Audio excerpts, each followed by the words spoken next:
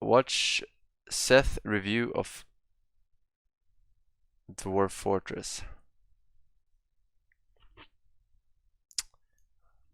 I don't know what that is. Sseth Dwarf Fortress.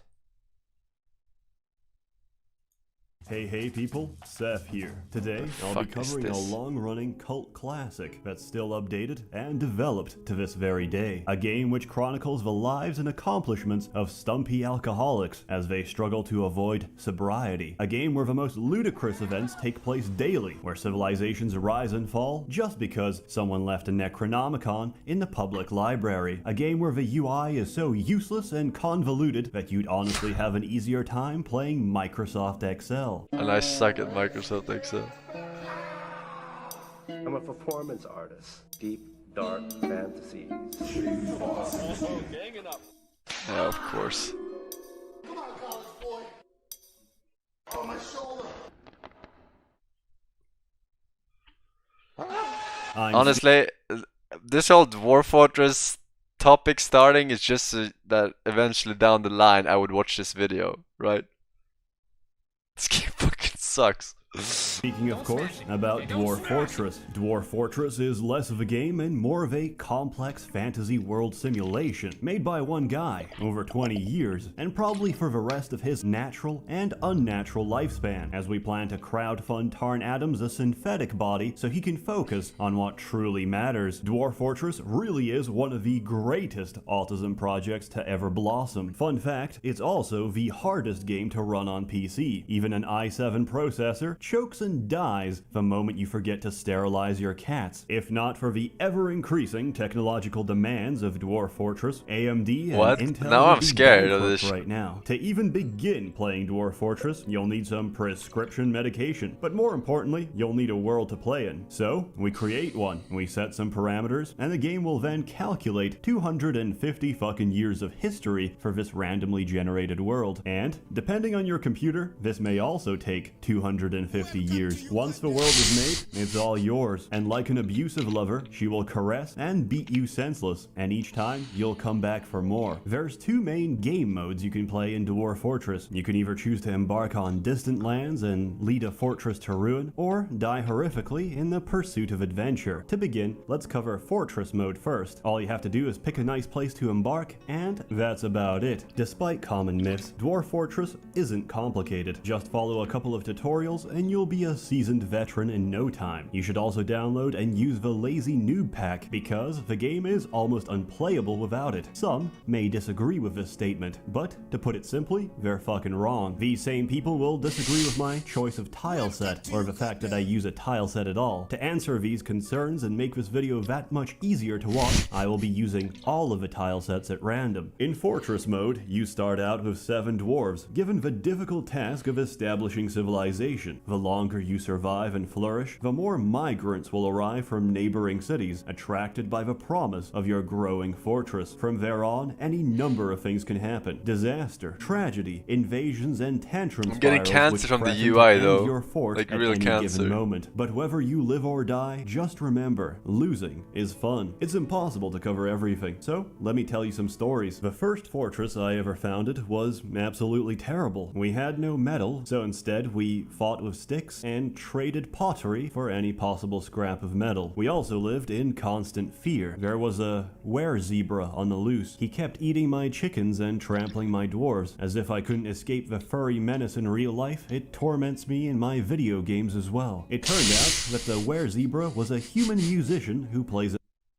at my tavern, so I let him stay and snap a few chicken necks every month. The place was actually quite successful. 5 years on and no major invasions. What the hell? I asked my friend, who knows Dwarf Fortress, to take a look. He came back shocked and told me, "You're not at war with the goblins." How? I had no idea. My fortress was a place of culture and learning, of drunken revelry and international diplomatic renown. Life proceeded as normal. And then, one day, one of my guests of honor, a legendary human wrestler, had too much to drink and went into a murderous rage. He proceeded to grab a goblin dancer and pulled off her lower jaw. As she was screaming, he began thrashing her with her own jawbone. The situation quickly deteriorated as she retaliated back. My other dwarves, upon seeing that a man was under attack and, fearing for his life, used appropriate self-defense to remove the assailant's ability to chew food, launched into a furious brawl. It was a bloodbath that marked the beginning of the race riots. Every goblin in my fortress was slaughtered. For our acts of racial cleansing, the goblins had declared war on us, one we couldn't win, and all because some retard couldn't handle his mushroom wine. Several months later, my fortress was swallowed by the Green Horde. Those who weren't murdered walled themselves off, went crazy and consumed each other. The rest starved to death. Dwarf Fortress, a fun, light-hearted experience for the whole family. My second fortress fared slightly better, until I dug too deep. My third, well, we all know how this ends already, right? One of my dwarves got possessed, so I walled off his workshop, forgot about it, and accidentally opened up his crypt. In the middle of town, the nauseous fumes from his hot, decomposing body erupted across several levels, driving everyone insane from the sight and stench of his swollen cadaver. In the chaos, a mother dropped her toddler into a shallow pool of water. The child drowned, causing the mother to go into a What is this tantrum game, and attack dude? an experienced axe dwarf, who decapitated her. The dead bodies caused more tantrums, which would result in even more dead bodies, which eventually reduced my population to a single person, a single axe dwarf, who was now considered legendary, having gained enough experience from beheading everybody else. My fourth attempt was actually fine. The fortress still stands as a grisly reminder of why we have health and safety. I read online somewhere that you could train your dwarves extremely quickly by constructing a danger room. The idea is simple. We put a dwarf in a room filled with traps, we activate them, and our brave warriors will gracefully dodge and block every single one of them. But this process wasn't fast enough, so we replaced the traps with coins. We hit the lever and 500 freshly minted coins would harmlessly ricochet at high speed across the room, turning our dwarves into professional soldiers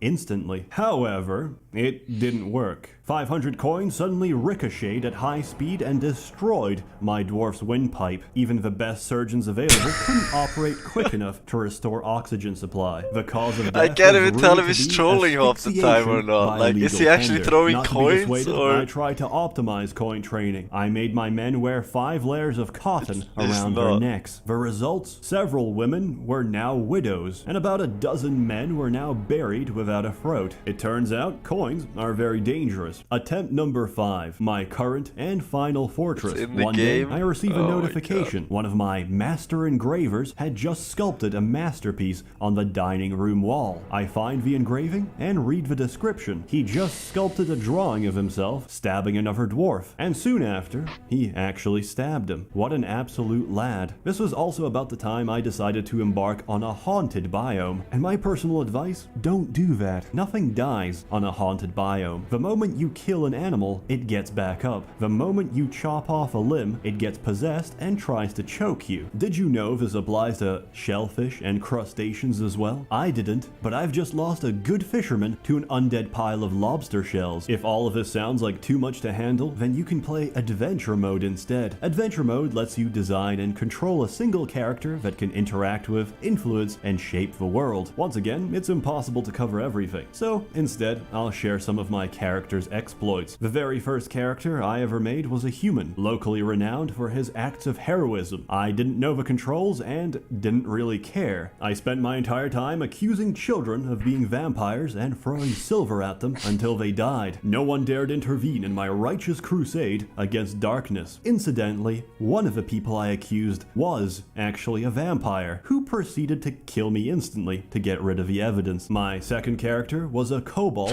who had successfully integrated with modern civilization. To demonstrate how integrated I was, I immediately assassinated the king. To my surprise, the guards didn't even care. My reward for committing regicide was monarchy. I had become the new ruler of this kingdom. I spent the rest of my career spreading rumors that the previous king was murdered. by myself. Everyone refused to believe it and said I, the king, was full of shit. My third character managed to find a really nice book, a book of necromancy, which I generously donated to one of my fortress libraries. After retiring from adventuring and checking up on the place, I was pleasantly surprised to find the place overrun with undead. Then I got bored and installed some lore-friendly mods. Currently, I'm playing as Vegeta, a local Saiyan prince who accidentally used instant transmission to teleport to hell. There, I learned that the wrestling system in Dwarf Fortress is extremely elaborate, allowing Vegeta to choke hold demons while he plucks out their necks. After returning from the underworld, Vegeta spent several hours vomiting on townspeople and indirectly killed a child by doing push-ups. Later that day, an elvish serf refused to yield to the Saiyan prince. He rejected his generous demands for both of his shoes in exchange for his life. Now, I'm not very good at Dragon Ball Z lore, but I don't remember Vegeta being able to make Destructo discs. But who gives a shit? In this mod, he can. So, I decapitated a bunch of elves with energy discs and turned into a giant ape. Then I got drunk and crawled on the floor, stealing people's genitals. In case you haven't figured this out already, Dwarf Fortress is an amazing game. And not only that, it's unique. There's nothing quite like it. It's a sandbox and you make your own fun. And if you get bored of sand, there's a billion mods out there which make the game that much more intricate and entertaining. Sure, it's hard to get into, but then again, so are nursing homes. I give it a perfect score. Perfection is subjective, which is why everyone will see something different or something gay. As always, more content to come, so stay tuned. This video comes out much later than expected. What's up with that, Seth? You lazy schmuck. You've not even taken our money since November. Truth be told, I took a corporate position in December. Then, I realized I can do 100 times more by myself. So, I'm going all in. Seth is going full time. A warm thanks to the many members of the Merchants Guild who have been generously funding and bankrolling these videos. You're all truly wonderful. I missed the chance to say this before, so Merry Christmas, Happy Hanukkah, and have a Happy New Year.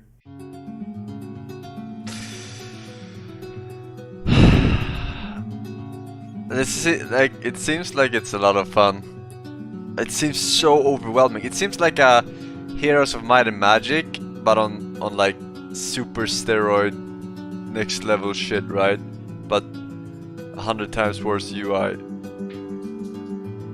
Pretty much. At least in the adventure mode.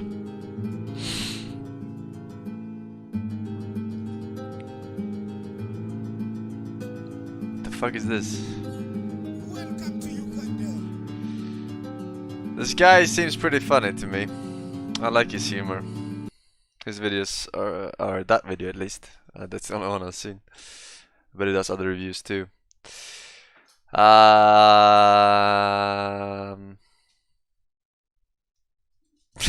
Yes. I don't know. Got some next level hyperbole analogies and etc. Thank you, Space Station 13. Is that I've seen it's new game, right? That's been in beta for a while. Oh, it's his reviews. Yeah. We can check it out next time. I don't know if I want to.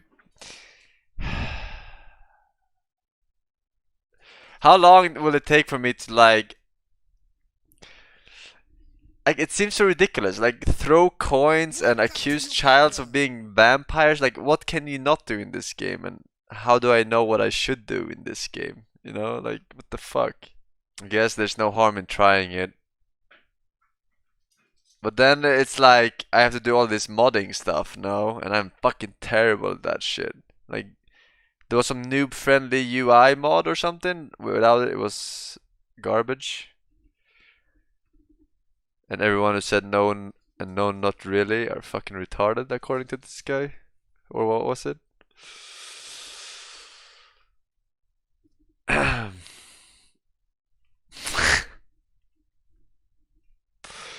Yeah, we might check it out actually. Might check it out. I think that the Fortress mod is too much for me, but Adventure mod probably works out for me.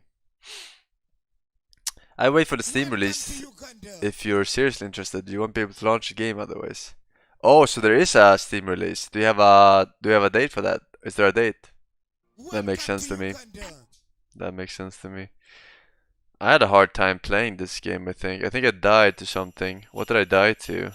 Fucking AIDS or something. Watch his Space Station 13 video plus or im sad frown.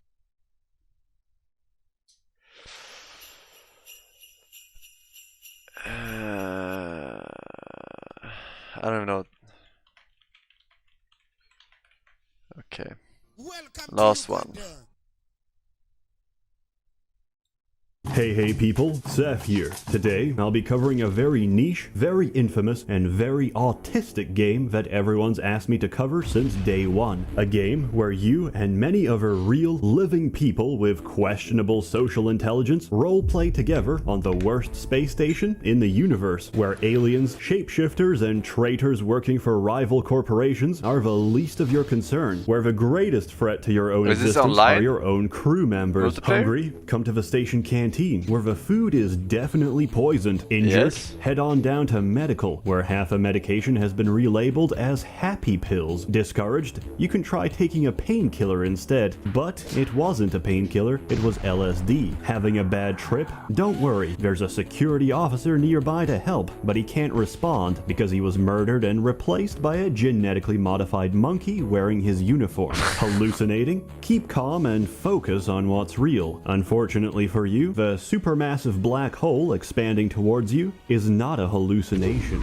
It is, in fact, very real. The emergency shuttle has been called. Welcome to Space Station 13. Space Station 13 has a very simple premise. Everyone has a job. Your objective? Do your best to delay the station's inevitable destruction, either at the hands of antagonists or at the hands of your own incompetent crew. Normally, I give a final score for a game at the end of a video. Not this time. Space Station 13, 10 out of 10, amazing, spectacular, don't play it. If I'm being perfectly honest with you, Space Station 13 is a fantastic game, but I genuinely don't recommend you play it. Why? Because the engine it's running on is probably older than you, because the interface is a convoluted mess, and only usable because me and every other autistic chimpanzee who plays this game has committed the hotkeys to muscle memory because of the insane time investment and commitment required for you to learn a single role, and because, to be perfectly honest, the servers can't handle all of you. At best, we can handle like 30 how extra long do players you play one before game you grind the servers to a halt. For all these reasons, Space Station 13 always was and always will be a niche title. Around and an hour. maybe that's for the best. But I can offer you something else. I've already killed your hopes and dreams of playing the game, so instead, let me share some stories of my wonderful experience with Space Station 13. These stories span several years and several different servers, the names of which will forever stay anonymous because I respect their privacy, and because I've received threats from some of the more colorful servers to not mention them by name, or else. What's gonna happen if I don't comply? Are they gonna hire a Bitcoin assassin to run me over with his mobility scooter? Is he gonna stab me with his insulin pen? I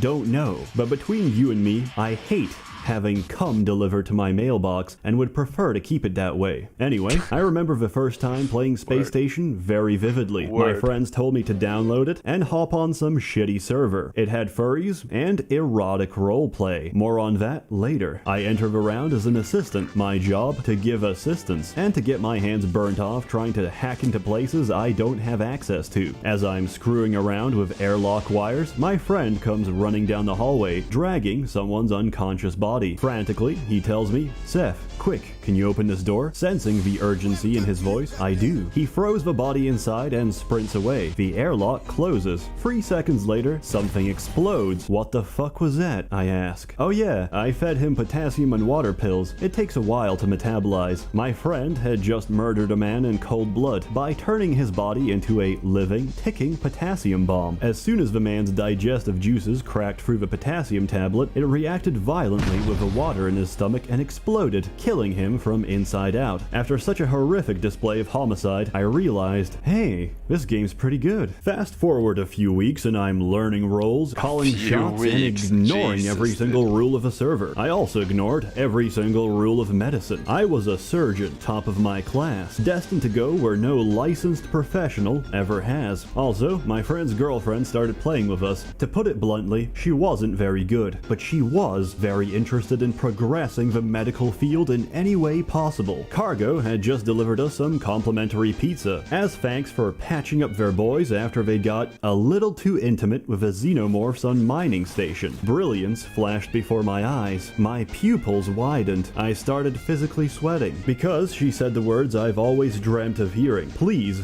turn me into a pizza. And so, I got to work. Nurse, get me my scalpel, tweezers, protractor, bone gel, and the rest of the unfinished pizza. One horrified clown watched in the operating theater as I cleanly hacked off and cauterized her hands and feet. I opened the pizza box and began attaching her new cheesy limbs. Help! Sec to surgery, the clown blurted out. He's turning her into a Papa John's. The head of medical stormed in with a host of security officers to detain me, but they were too late. Her hands and feet had already been replaced. Surprisingly, she could walk just fine on a pair of pizza feet, but her lack of opposable pizza thumbs meant that she couldn't really hold anything, let alone pick them up in the first place. However, her pizza hands did make for a convenient and portable source of nutrition. Despite her numerous protests that she consented to the surgery, the head of medical demoted me on the spot and banned me from ever practicing medicine, claiming that you can't consent to being a pizza. I was thrown in jail for the rest of the round. Clearly, there was no appreciation for the arts on this station. So, many rounds later, me and my friends found a new purpose, cleaning up the server, one erotic, furry roleplay at a time. Using telecommunications and meta-communications, I expertly pinpointed areas of high homosexual intent,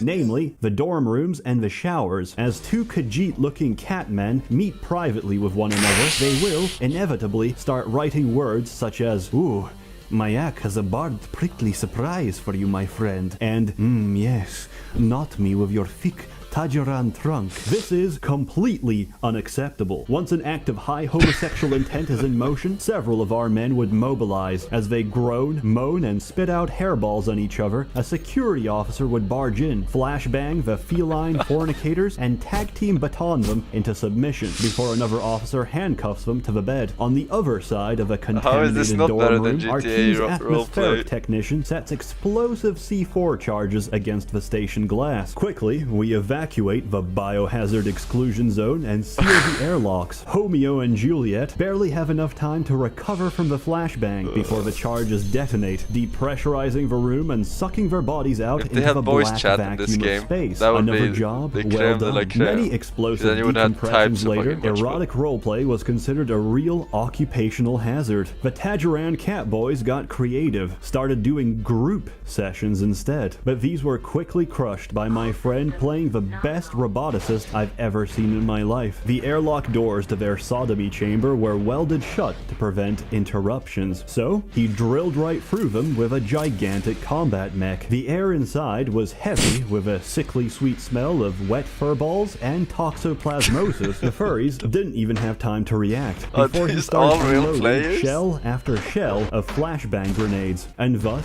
we all got banned. We paid the price. But to see half a server get flashbanged unconscious for 10 minutes straight, priceless. The server didn't last long anyway. The admin's mom shut it down as soon as she saw the electricity bill, so me and my friends went on to enrich other servers. I even got good at being a chemist. In other words, I always stole the syringe gun at the start of a round and filled it with lethal doses of chloral hydrate, for my own protection, of course. I also gave whatever chemical anyone requested, which gives me some moral ambiguity and 2 degrees of separation from any pranks or murders that took place as a result of said chemicals. If a clown asks for space lube, he's gonna get space lube. One time, a clown managed to lube the entire hallway outside of medical, all the way to departures. Now, departures is usually the place where the escape shuttle docks to get us out of our quickly burning heap of a station. However, if there's no call for a shuttle, departures is completely empty, besides the airlock, which the clown had hacked open. Several people came running through medical, slipped on the space lube, and accelerated themselves face first into the infinite vacuum of space. Dude, how are the Security figured physics out so it was the accurate in clown, such and a in true shitty game? security fashion, also slipped on the space lube. With most of the crew floating around dead in space, the station had to be evacuated. He was later banned from playing clown ever again. Several rounds later, I finally spawned as a traitor. Mission specifications decrypted.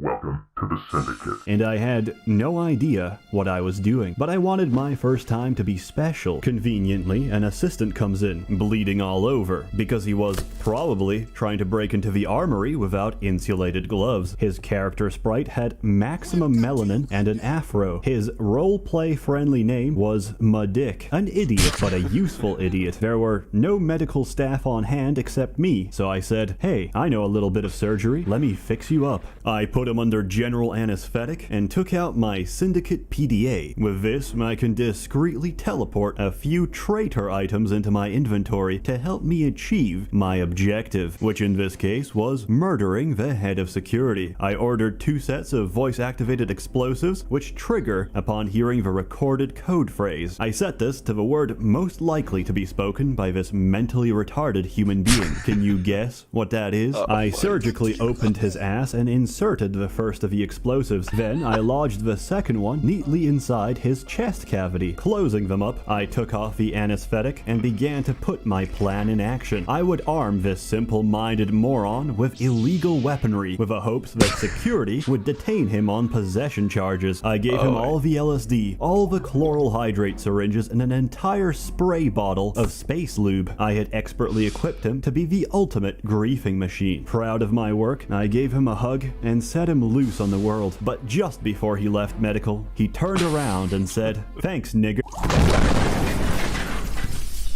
And we both exploded. My other times playing antagonist went about just as well. Once I started as the leader of a cult. Our objective was to seize control of the station and sacrifice our mortal bodies to summon a physical manifestation of our dark god. However, I wasn't very good at it, and neither were my servants. We found a nice, quiet, and most importantly, abandoned bar near the north end of the station, which we began redecorating with our own blood. You see, cultists need to learn a set of ancient words that's randomly generated every round. If you arrange them in the right order, you can perform different spells and rituals to advance your goals. We didn't get far, because the most dangerous thing to an incompetent cult is a single crew member doing their job. The fucking janitor found us. We tried to negotiate, convince him that it's actually crayon and not blood all over the floor, but that didn't work, so we tried to murder him instead. That didn't work either. He used his mop to slip us with soapy water and ran off to call security. As you can see, I'm not very proficient at being a traitor. More often, I find myself being abused by traitors. Some of the worst offenders in this regard are definitely wizards, is it like a since replay wizards function have or a something? bad tendency to sexually abuse me as well. Not too long ago, me and my friends played a round that was already in progress. As soon as we entered, we realized something was very wrong. An announcement played on the radio. Penis Inspection Day is in effect. All crew members must report to Doc Johnson for their mandatory penis inspection. Doc Johnson was very clearly a wizard. I knew what was coming, and yet I resigned myself to fate and went to medical reception. Doc Johnson was overjoyed to have new patients. He led me to a private room, asked me if I'm circumcised, and told me that I passed the inspection with flying colors. What a surprise, I thought. He's not actually gonna grief me. But I was wrong. As I turned away to leave, he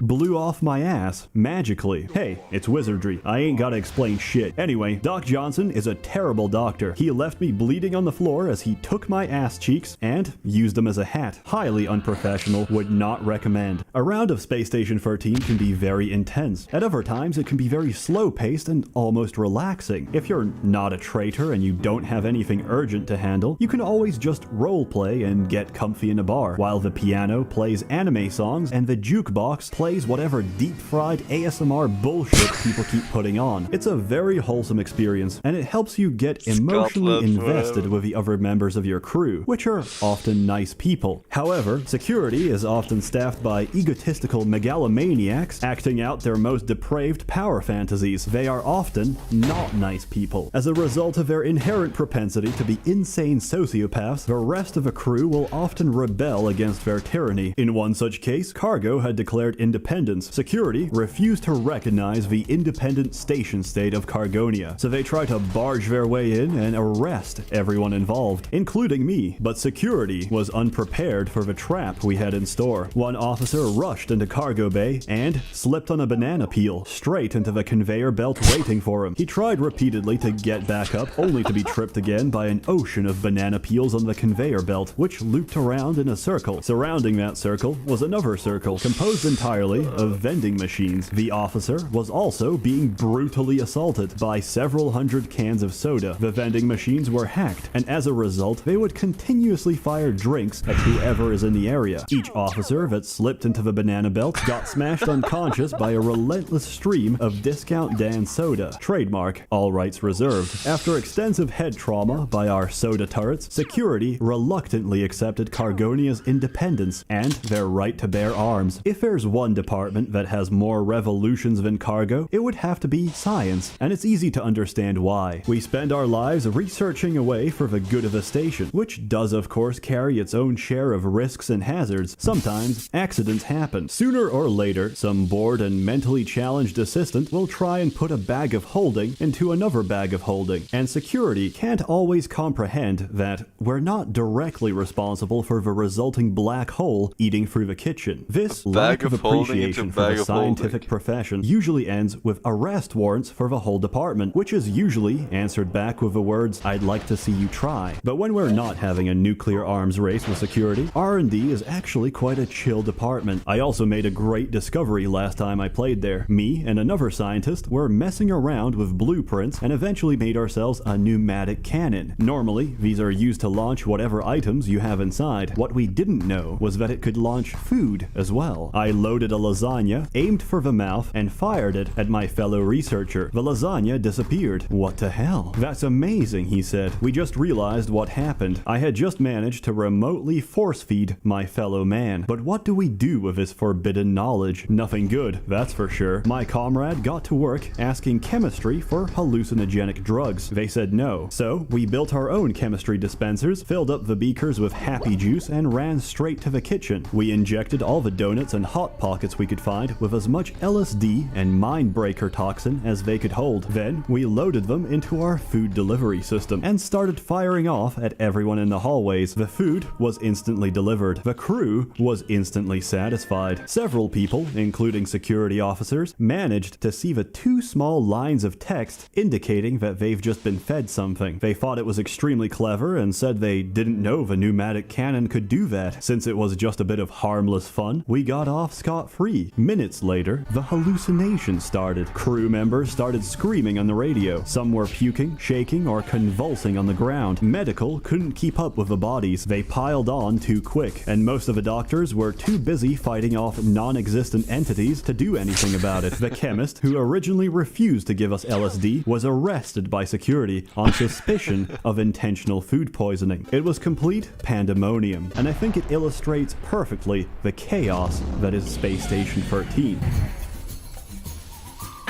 Do you ever win one of these games? Like, it feels like there's so many things that can fuck everything up. No one ever fucking wins. That's all I have for you today, folks. There is, of course, more stories to tell, but we'd literally be here for hours. Space Station 13, a marvelous, unique, and incredibly shitty game. 10 out of 10, don't play it, because if you do, they're gonna blame it on me, and I hate having cum in my mailbox. As always, more content to come, so stay tuned. On other news, I started a Subscribe Star account, so if you'd like to invest and don't want to give... Well, he says don't play it. I don't know.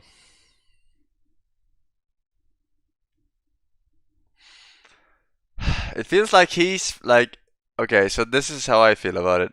He played these games for like weeks, right? If not, you know, month and a half or whatever, right?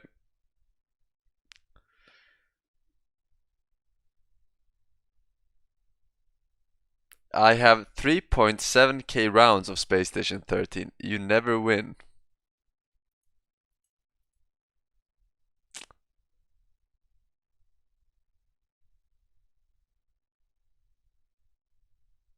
3.7k, and every round lost maybe on average 35 minutes because you rage quit some and some you go for the full whatever hour or whatever it is.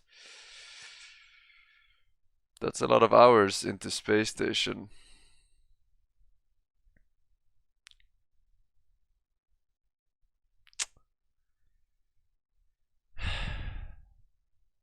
Well, Kenshi review.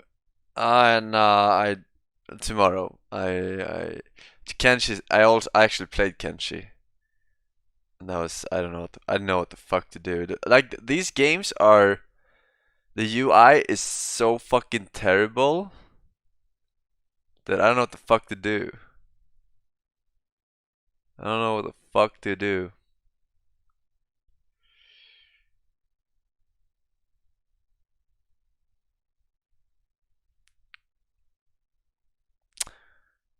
I might give this Dwarf Fortress or Space Station 13.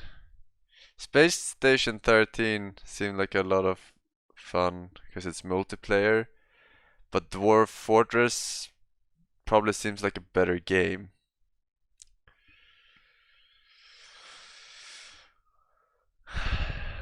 I'll add them on my, potential to-do list. Potential to-do list, but yeah, that's for a later day. A later day.